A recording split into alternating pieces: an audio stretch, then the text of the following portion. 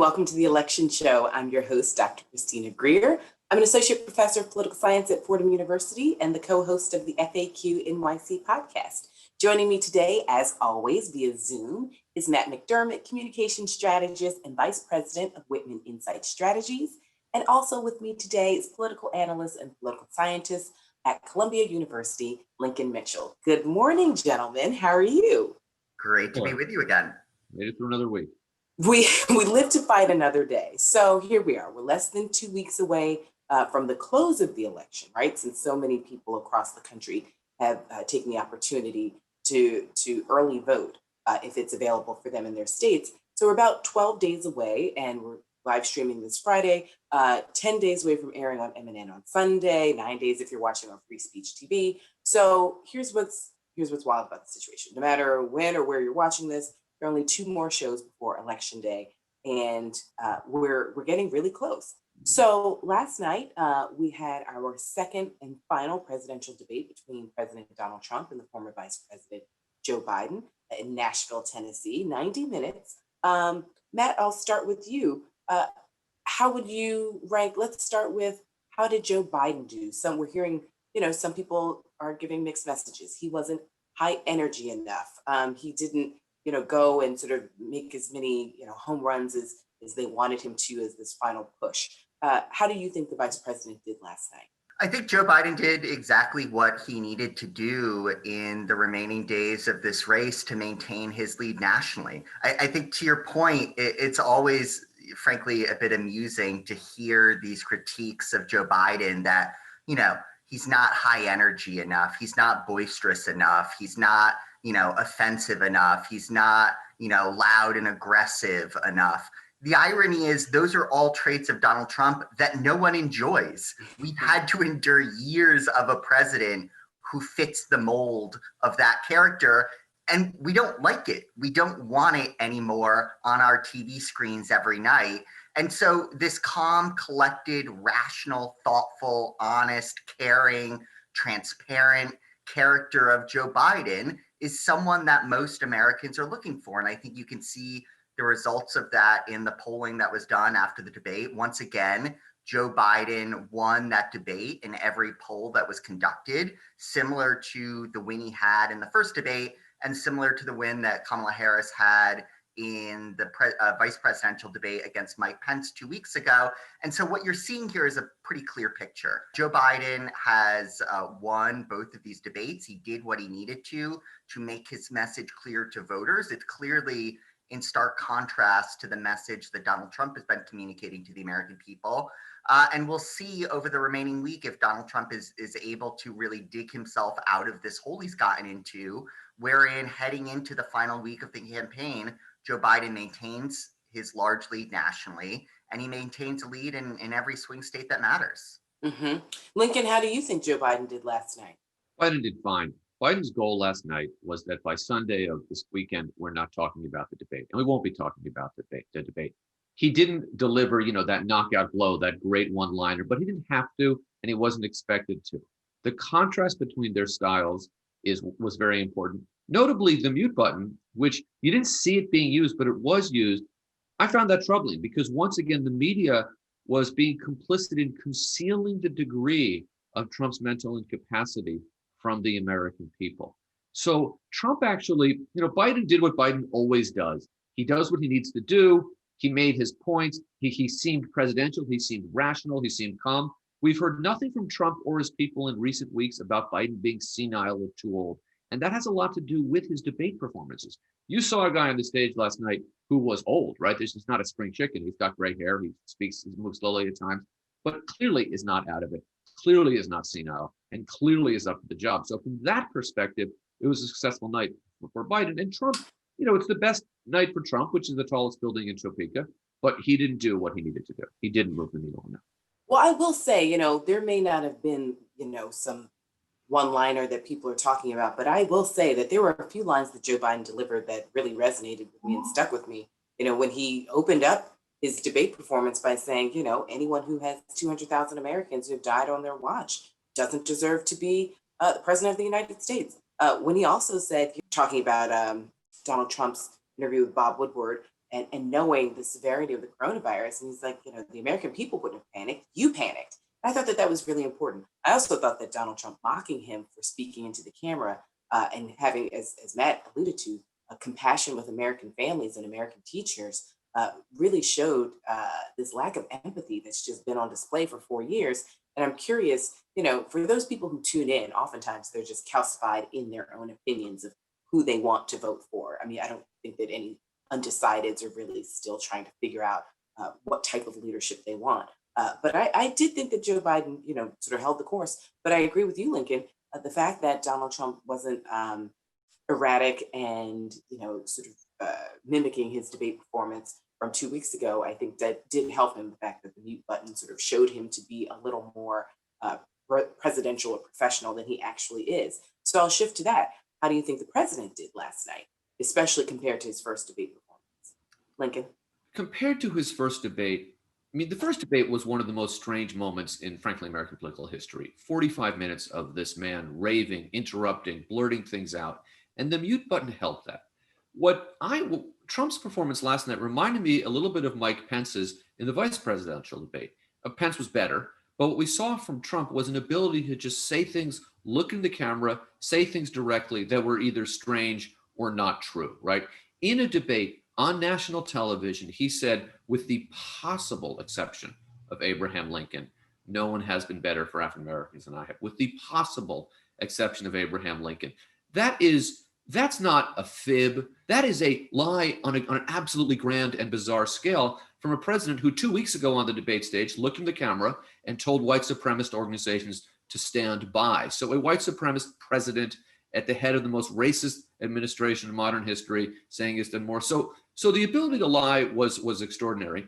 I also, if you watch Trump's body language, it's again that's where you saw the erraticism, right? He couldn't sit still, making faces, grimacing, squirming. It was like watching a 7-year-old who wants to get out and go to recess or something. I mean, it was just strange. But again, by Donald Trump's standards, that's really good behavior. Right. So, Bar has been so low. Yeah, I mean, the American people have to ask, should we hold our presidents to a higher standard just in terms of their kind of in the moment conduct than we do most 6-year-olds? And, if you're supporting Trump, the answer to that is obviously no. But for a lot of America, they would expect more from the president. But we also need to ask, is it important for voters to hold the president accountable? And to your earlier point, Christina, last night during the debate, we saw more American deaths during that 90 minutes than during any other debate in American history.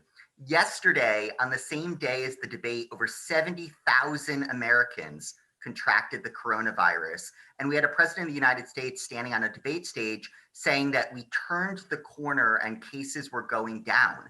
It's just a lie. And so, we can talk about tone, we can talk about tenor. The president of the United States stood on a debate stage last night and just flat out lied to the American people. We can all see the graphs. We can all see cases trending up nationally. Every state in America is now on red. Cases are going up across the country. And we're heading into the final week of this campaign with more coronavirus cases than at any point this year. That is the defining point of this campaign. And once again, Donald Trump was on that debate stage and just flat out lied about it. Right. So Matt, I want to stick with you because as a Democratic strategist, we've talked about over the past few weeks. I mean, as long as Joe Biden and the Democratic Party can make this election about the coronavirus, they spent, I would say, the good first 10, 15 minutes specifically on the coronavirus, where Donald Trump says teachers, it's not that bad. It's 99.9% of kids will be just fine. Is that the right strategy for the Democrats, especially these last 12 to 10 days going in, just to keep hammering home, even though we know, sadly, so many Americans are following the rhetoric of the president and saying it's not that serious and it's a Democratic hoax, and they hear it on various networks time and time again. Is this the road that Joe Biden should stay on for these last few days of the campaign, just hammering home just how serious the coronavirus is and the fact that we need to listen to science and move forward? Yeah, this pandemic and the health crisis that it has presented this country is the single biggest issue that Americans care about and the single biggest difference between Joe Biden and Donald Trump. And by Biden's effectiveness in focusing on this message, staying true to this message and underlining the importance of it to the American people, you've seen Donald Trump start to slip up. The entirety of the Trump campaign has been focused on Trump saying that he will not get rid of people's health care during a pandemic. He will not get rid of the Affordable Care Act. He will ensure that everyone's pre-existing conditions are covered. And then he got caught in a trap last night between the 60 Minutes interview that he did this week that'll be coming out this weekend, and again, doubling down on this in the debate last night, said explicitly that he wants to get rid of the Affordable Care Act, which would take 20 million Americans off their health insurance in the middle of a global pandemic. There cannot be a more stark difference between the two parties right now, one party of which wants to tackle the crisis that we're facing and expand opportunities for health insurance for all Americans. The other literally wants to take away insurance from millions of Americans during a pandemic. And the president of the United States said that explicitly on the debate stage last night. So healthcare is the biggest focus of this issue because we are all facing it every day. We cannot leave our houses without a mask on. We all know people in our immediate friends and family groups who have gotten the coronavirus, many of whom have wound up in the hospital in dire situations because of the ineffectiveness of this administration. And so it's right on Joe Biden to continue to focus on it because that difference is the single biggest difference in this election.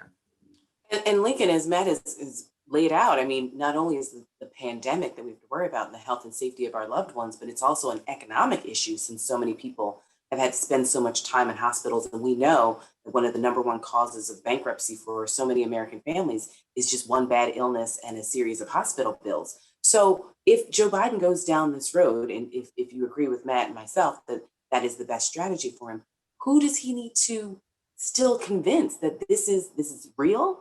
And the way that the president and his entire administration, Mitch McConnell in the Senate trying to defund the ACA, the Supreme Court that wants to just abolish it. Why is it so difficult for some American people to connect these dots between the coronavirus, their personal health, wealth, and safety, and the future of healthcare in America? I just want to raise one thing about the centrality of the coronavirus, because I agree that is what's driving this election. On the other hand, Biden has been leading Trump since before the shutdown, since before this became the most important issue.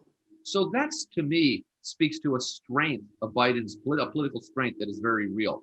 With regards to your question, well, demographically, he's got, I mean, this election, we always talk about the election being about turnout because that's kind of, frankly, the lazy pundit's way to explain anything. It's a nice way to say whoever gets the most votes will win, which is not really insight. But this election has been to a great extent about persuasion. And it has been Biden persuading some people that, one, Trump has been, frankly, a terrible president, and two, we can do something better. But the nub of that for me, if you look at Donald Trump's failure, murderous, horrific failure on the coronavirus crisis, there are two components to that. One is malice. He doesn't care about people. He doesn't care about people if they're non-white. Apparently doesn't care about anyone who lives in a blue state, even if they voted for him. And what he cares about is feeling good in the moment.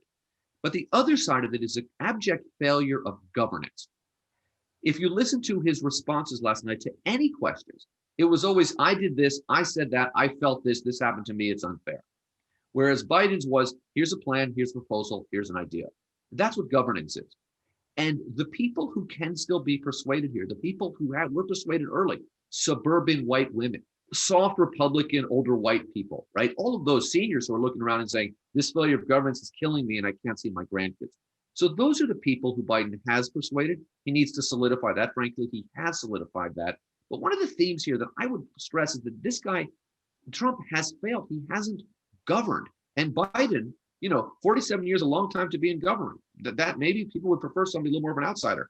But it demonstrates, and 8 years as vice president is a big part of that, that he knows how to govern. And we need someone, this is the argument I would make, coming in January, who knows how to govern, who knows how to use the power, strength, and wealth of the American government to solve this problem, make people healthier, prevent people from getting this disease, and turn our economy around. That's a governance question. And Trump isn't interested in governance, and he's demonstrated that for almost 4 years now. Right.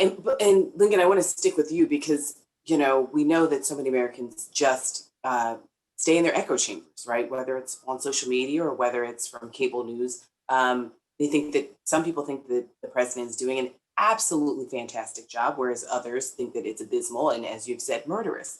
We were talking a little bit before the show, though, about the immigration policy and the question that came up.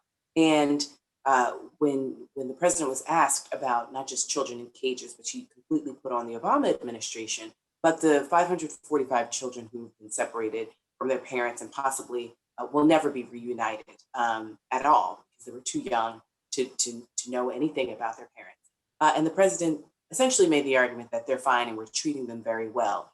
Do you think that landed? You mentioned suburban women. I've definitely gotten pushback from conservative women who have said to me, when I've made that argument that it's criminal what we've done as a nation to immigrant families by forcibly separating children from parents. And their argument was, well, if the parents didn't want their kids separated from them, then they shouldn't have come here in the first place. So we definitely have a serious strain of that thought in the country.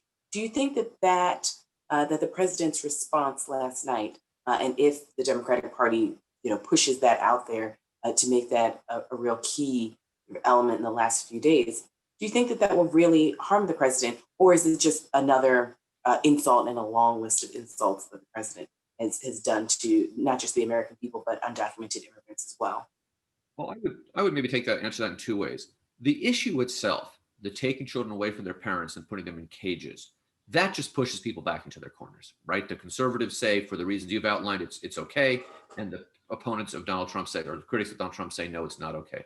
But there was something else that Donald Trump said on that during that time that I want to stress, because I have written extensively about the Trump administration, about its threat to democracy, but I've assiduously avoided using words like fascism and making comparisons to Hitler and to Nazis. However, when he talked about how well those children are treated, they've never been treated better. That was the language of genocide. That is the language that genocidaires from Hitler to Pol Pot to Stalin have used. That was the single, for me, most chilling thing that he said.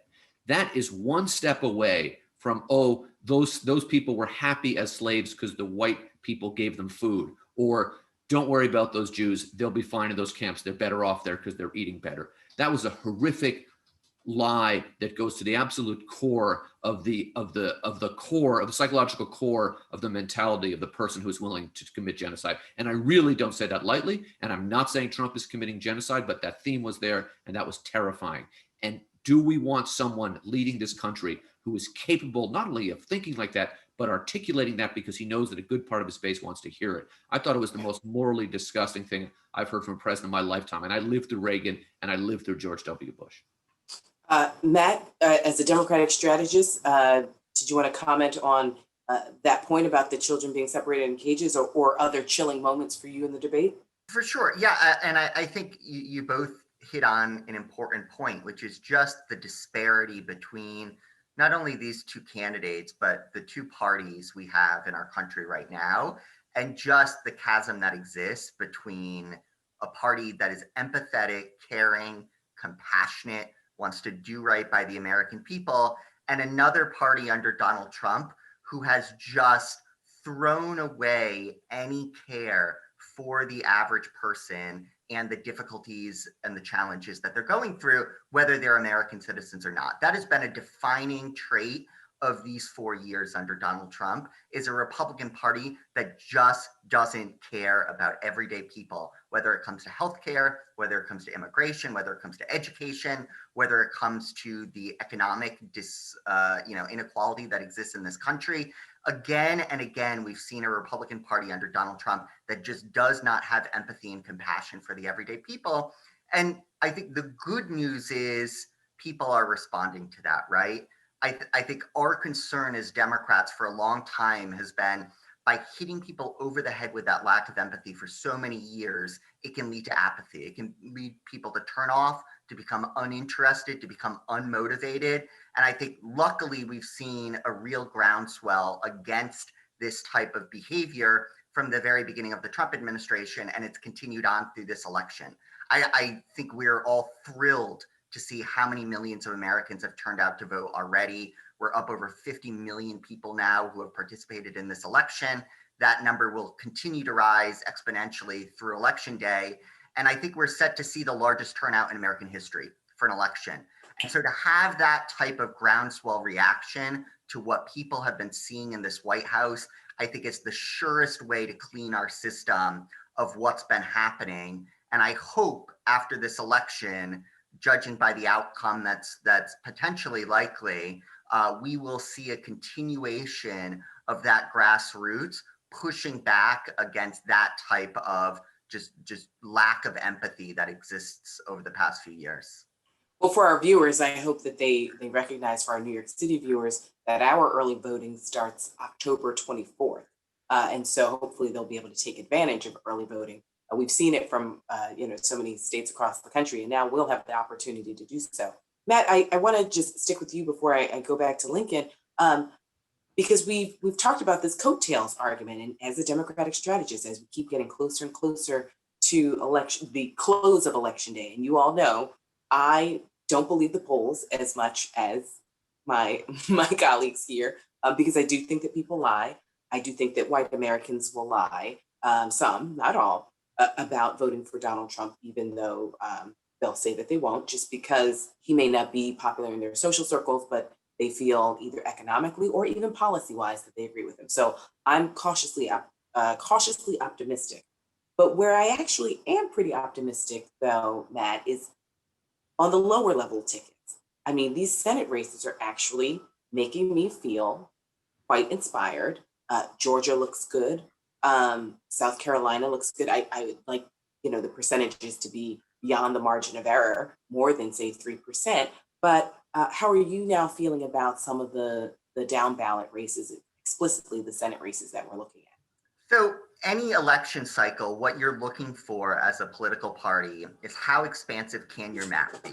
Because at the end of the day, if you're relying on 1 or 2 or maybe 3 Senate seats to get you over the finish line and get you a majority, you're probably going to come up short because you're not going to win every race. And so every cycle, your party wants to be the party that has the most expansive map. And to your point, Democrats have done exactly that this year. We are contesting states for Senate seats that just frankly have not been viable for Democrats for a very, very long time. In Georgia, 2 Senate races, in South Carolina, in Kansas, in Montana, in Alaska, in Arizona, in Iowa. And so we're starting to look at a map where Democrats are contesting a whole heck of a lot of seats. And just, the sake of numbers would suggest Democrats are probably going to win at least a few of those. And so the map looks, frankly, pretty good for Democrats right now. The energy and the mobilization on the left needs to continue through election day to ensure those races can be won. And to speak to our viewers, if you are not waking up every morning and thinking to yourself, what am I doing today to ensure the win I want to see in a few days, you need to be asking yourself that question and figuring out how you can get involved. Writing postcards, making phone calls, sending text messages, making another donation if you can. Democrats are in such a strong position this year, in part because of that grassroots energy of the party. They have raised just an immense amount of money for these Senate candidates that have allowed them to contest places where Democrats just haven't been viable for decades, generations. Right. We need to see that energy continue through election day to ensure these victories actually happen. Well, I mean, Lincoln, before I bring you back in here, Matt, I've got to say, the shady part of me did love watching those excerpts of the Iowa Senate debate where the incumbent Joni Ernst couldn't answer, sort of a basic question that's really crucial to Iowa farmers. I mean, it was about what the price of soybeans was it? And her opponent, answered the price of corn. And I didn't think it was a gotcha question. I think it's one of those questions where the moderator just said, let's get through this question so we can really get into policy. But it did show that she clearly sort of entrenched herself with some of the Washington ideals. And I don't know how that's going to play out in her home state because it basically went viral. And it shows why Democrats in particular need to contest every race in every state in every election, because you have these moments that wind up defining a race. And if we didn't have a credible candidate in a place like Iowa, we wouldn't be able to actually do something about it. And it's the same with Georgia and South Carolina and Mississippi. It's important for Democrats to run races in these states every election cycle. Right. We shouldn't just be seeding the election. Lincoln, before we go, I did want to bring it back to sort of a more national perspective and ask you a question about the taxes, because we keep hearing the president say, well, I wish I could show you my taxes, but I'm being audited. He never really talks about why he's being audited, but he says, keeps kicking the can down the road. He promised this in 2015, 2016, and here we are in 2020. We still haven't seen his taxes. Do you think that line of questioning is sticking to him? We know that, as Matt has said, Joe Biden's been able to raise quite a bit of money from grassroots Democrats. He said last night his average donation is $43, not necessarily Wall Street. We know that Trump did raise some money, but it was mismanaged so terribly. He's pretty cash poor. But is this tax argument sticking? And is that something that voters actually really care about at this stage in the game? This tax issue is more important than you might think. It's not a front and center issue like the coronavirus, but it really fills out an image of Donald Trump as a dishonest, scheming businessman, as a liar who is either dancing on the edge of criminality or who is in fact a criminal. And his answers are nonsensical. If the IRS is auditing him, first of all, there's no law that says you can't release your tax returns if you're being audited. If you're being audited, you release, and you're running for president, you release your tax returns and you say, I'm being audited. So something in here might change if the government tells me to. Secondly, as far as I know, the IRS is part of the federal government. And last time, I mean, according to the law, the president could tell the IRS, release my tax returns. So that is a non-answer. His answer got even more bizarre because what he said was that that $750 figure that the New York Times reported is wrong because actually, essentially what he said is, I paid quarterly taxes. He couldn't remember the word quarterly, so he just said, I pay in advance, which is not actually what quarterly taxes are. But that is nonsensical because I don't know, I have a feeling that the reporters at the New York Times know what quarterly taxes are and that Donald Trump didn't pay them. So the tax issue is a good issue because it gets to a lot of peripheral issues about Donald Trump. His abject dishonesty, his shady criminal dealings, he's not who he is, and that there's something more about him that we need to know. The lie of the Trump presidency is that the Russia investigation was a hoax. Read the Mueller report. It wasn't a hoax. We know that the Trump campaign worked with Moscow in 2016. What we don't know is why. And there's reason to believe it's in the tax returns, and that's one reason why they're very important. Well, gentlemen, yet again, we have so much more to delve into. We're coming close to the close of the election season. That's all the time we have. For our viewers out there, please come up with a voting plan, not just for yourself, but for your friends and family. Thank you all both so much for being here with me today. I'm Dr. Christina Greer. Thanks for watching the election show. Be safe, wear a mask, and goodbye.